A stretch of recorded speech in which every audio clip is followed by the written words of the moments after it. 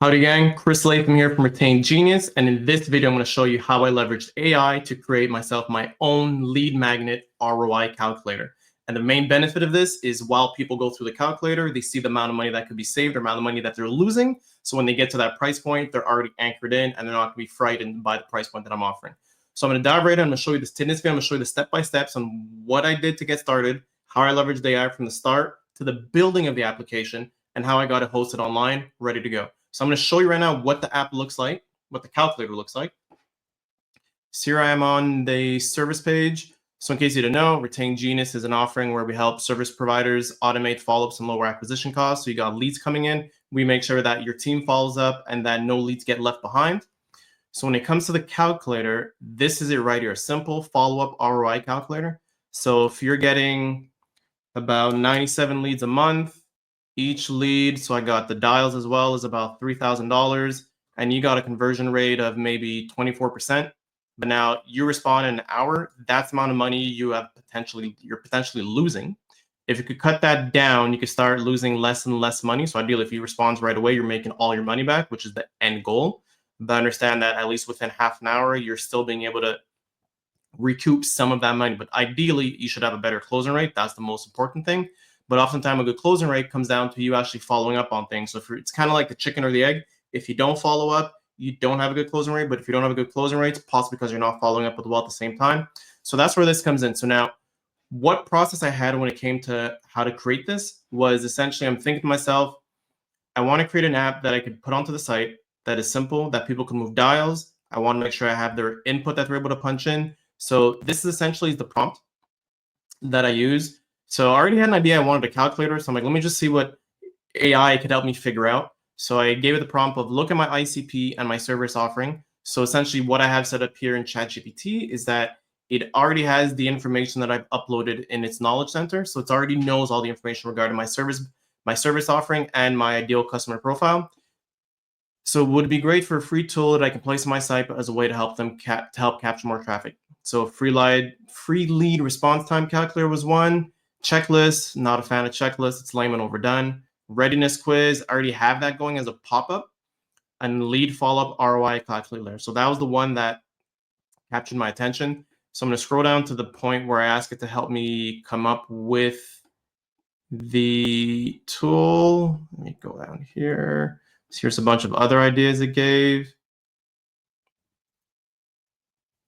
Okay, so I jumped the gun here. So here is where I got the lead follow-up calculator. So steps to build, define the input variables, calculate the formula, build the user interface, implement the calculator, integrate it into your website, and have a CTA. So now that I've got this done, I've got the idea of what's needed. The next step was to go to an AI app builder. So for that, I start off by using Lovable. Let me refresh things here on Lovable, because once you leave away from the screen, things kind of go down for a bit. So I start off on Lovable, and at first, things didn't look like this. So let me go to the first one I put up, and I'm hoping I could have the history to go way back to the very beginning. But essentially what I did was I took the prompt that I got from ChatGPT. Perfect. And then, yeah, here we go. So the prompt on the left, you can see is I want to build a lead response time calculator. Here are the steps to build. So I essentially just copy pasted everything that I got from the prompt here right into there. It went through its whole thing. It started building. So now the important step is from here, it wasn't just a matter of, okay, it's good, it's up and done and running. There was some tweaking involved. So you can see like things are a little bit different. The view is slightly different. Things are shifted off to the side. When it first started up, it didn't have the number input. The calculation wasn't updating automatically. I had to click a button. So it wasn't very user-friendly. So the whole goal is this kind of helps you get the idea to get kind of the sketch and everything up and running and using Lovable. And then it was a matter of just kind of going through and using different prompts. Like, cool, I want to add my primary colors. I want the button to link out to my registration form, to my booking form. Then as I further down, I might change the font to this particular font, change the paragraph to this particular font, so it's in line with the branding of my website. And then I asked to remove the calculation pop-up. So initially when this one started up, there'd be a pop on the bottom right of the screen every time you move the dial. So I found that quite frustrating. Ask it to remove that. And then from CTA, I wanted to change the text that has schedule free consultations a day and make sure the text above it is H3. So I'm looking for the properly structured HTML for the app itself. Then from here, I changed the title, asked it to do a few more things, change particular text that's going on in there. So discover how much revenue you could be losing due to delayed lead responses. Then from there, I went to adding a bit of, so I played around with some numbers just to kind of see what makes sense. And I wanted to multiply by 5% every time it goes up by half an hour. So I got that in there. So I asked it to implement it and also to make sure that no matter how high, let me go to the actual site here. So if I'm bound to lose this amount of money, I made it so that as I move the number up, there is a point where it will hit a limit. So let me make this much more, here we go. So at 12% closing rate, you're going to lose 264,000, but I had to make sure so that as the time went up, so if somebody goes from 4 to 4.5 hours, it's not going to start putting numbers that don't exist, like the math has to add up. So essentially lead times customer value and then figure out the percentage of what you're closing. So I have to go in there and add that into the AI to let it understand that, look, make sure there's a cap because you can't have numbers that don't make sense. Yeah, so here's where I put it. Instead of modifying by 5%, let's go with 1/5. Make sure the calculation never goes above the total coming from leads per month times the average per customer value. So that's what makes sure that cap came into place. So from that, let me just go back here. I'm going to go back to the finished product that I have. So main 3. So I tried a few versions. So I kind of built one example of it, tested it, didn't like it. But then instead of like building on that, I just kind of cloned it in case I wanted to go back. Because the way my brain works is if I got something up and running, it's working. I like this version 1, but I may want to come back to tweak from there to go to a different direction. So I just kind of cloned it and made a V2. So then from there, once I got it up and running, everything was good. I got it pushed to GitHub. So I just kind of asked it in here. I want you to, oh no, I think it was in publish. No, it was here. It was in the settings. I connected my GitHub, and then from there I was able to push it to GitHub. And I had it up and running in GitHub, which was great. It wasn't actually called this one here. It was called Lead Response ROI Calculator, which worked fine. It was great. But the issue I had was in looking at the information that's there, you'll see here, I think there was like leftovers of the word lovable. So what had me thinking, I'm like, okay, I paid for this for the month, but if I cancel my payment, is it still going to be showing up? So I was a little reluctant on that. No, this is the good one. Like, try the other one. Lead connector. I think I just opened that one before. I'm trying to find one with the example to show you where the copy was. Okay, it wasn't lead connector, so it was the lead response ROI calculator.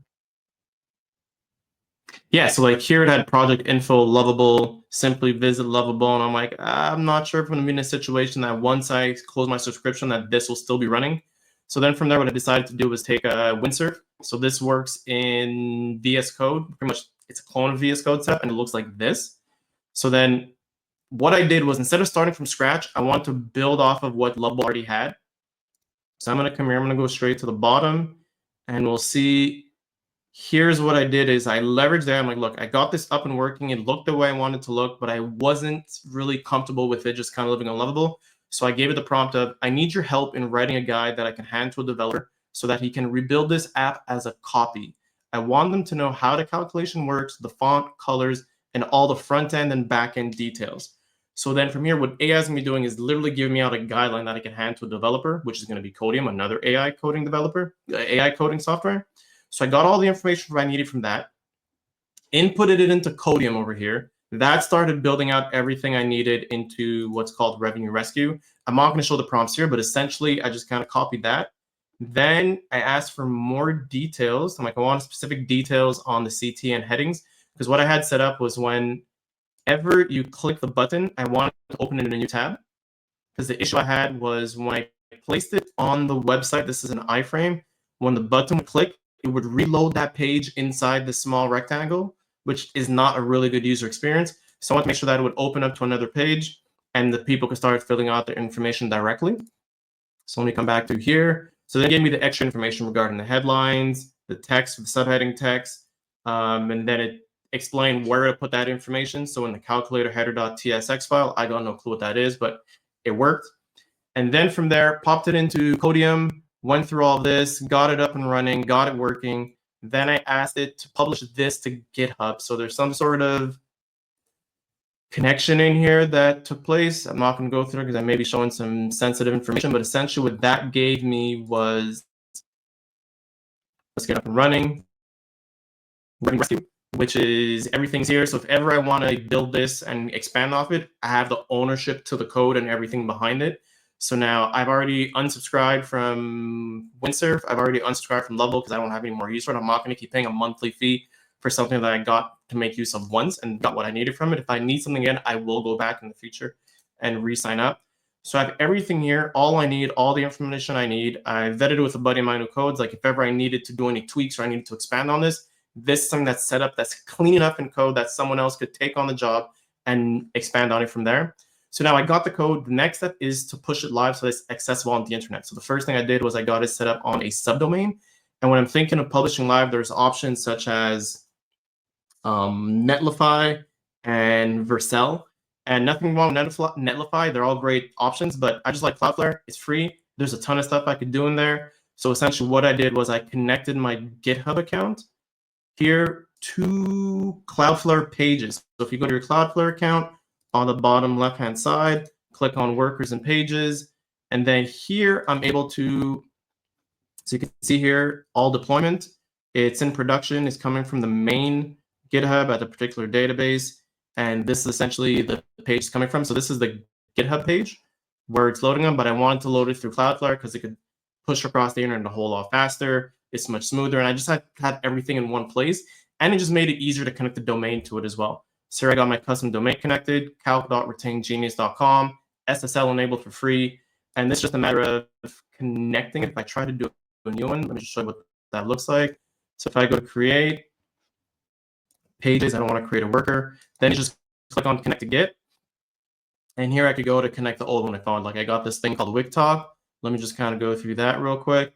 I took from someone else and save and deploy. And in a matter of a few clicks, this WikTalk, which I got from someone else, and I did not make it. WikTalk here is going to be up and running onto. Do I have an example of where I save this to show you guys what it looks like? I probably don't. Let's see how fast this gets up and running. So that's deploying. That's there. And this essentially, okay, it's still kind of doing its thing. It's not ready yet, but let me see if I got. Did I save anywhere? No, I did not. Let me try a refresh. Okay, so still figuring out the domain for that. It's not done yet, but essentially, yeah, so we're considering this is like a sort of, let me show you here, actually, show you what I'm about to show you guys here. Go to dashboard. It's essentially my projects. WikTalk is like Wikipedia TikTok style, so a bunch of information with Wikipedia that you could just consume in a TikTok format. So you just kind of scroll up and down and the information's there given to you showing a bunch of stuff. So that's where I just copied this from someone else's project that was there in public. And let me see if this is going to be up and running. Yeah, so there's this here, just random information of different people. This is lo mejor de mí. And I got the information there. So that's no here nor there regarding my calculator. So once I got it up running pages, it was just a matter of connecting the custom domain, which I did for Revenue Rescue. And then it was a matter of just kind of taking the page here and creating an iframe so that it shows up on this page. And this is also mobile responsive. So if I move this in, make sure it's on the screen. Yeah, so they're still mobile responsive, still moving. Everything's adjustable. The numbers move automatically. And when the button clicks, it opens a new page. There we go. So there you have it. So that's how I leveraged AI to create my own ROI calculator. Again, the goal of this calculator is that people could see the value and benefit that my service brings to their service business. And when you're looking at doing something yourself, leverage AI. But the main goal in going into this, before you start leveraging AI to create something, is you want to have a clear picture and a clear idea of what you want to have as an outcome and how you want this app to particularly work. Because without that, you're going to be chasing things. You're going to be chasing your tail over and over again, leading you down paths of just frustration. Like it took me an entire day to figure this out, which I'm sure some developer with the right framing and words could have got that done a whole lot faster. But for me, this was a learning moment. It was fun. It was exciting. And the benefit, again, is just pumping it on Cloudflare. It's free. I own it. It's my code for the rest of my life. If I want to build on something in the future, I could hire a developer to do that.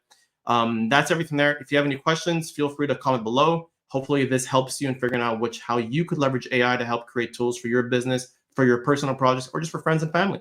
Other than that, you guys have an awesome rest of the day. Peace.